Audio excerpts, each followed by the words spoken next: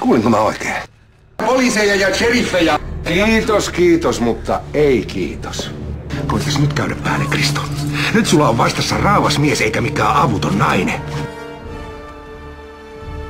Taktiikka ei tullut kuntoon. Paula luottaa, että mä osaan hoitaa mun ongelmani. Se on vain joskus hankalaa, kun teidän kotkotus ylittää sallitut desibelit.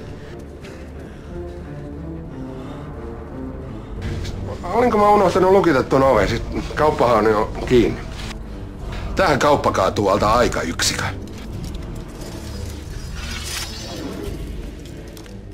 Tadaa!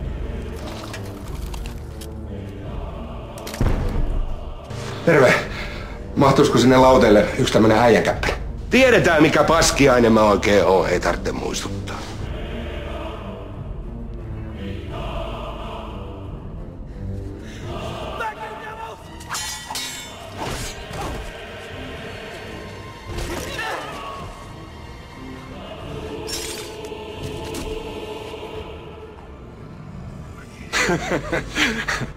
Mikäs toi on? Hiljaa! Mitä? Häh? Ai huomenta! Älä nyt viti liioitella. Ehtii ne taistelusuunnitelmat tehdä myöhemminkin. Ei missään tapauksessa. Tadaa! Ei kun hitto.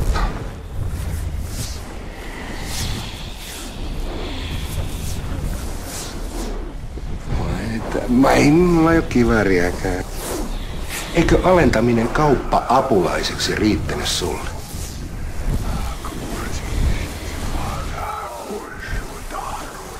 Enkä anna. Anna mennä nyt vaan. Anna nyt mennä oikein. Ai helveti. Kristo, se on vaarallinen mies. Saanko esitellä Hannekin?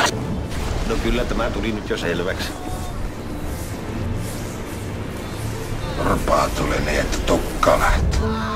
Ja ihan syyttä suhta. Mitä helkkaria?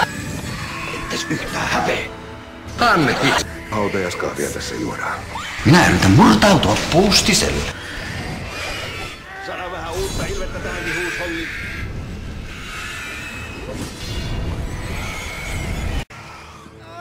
Ai sä oot sinä. Hannekin! Seppo Taalasmaa. Pullo kiivaa. Mitä helkkaria? Mistähän tää kaikki sai oikein alkunsa?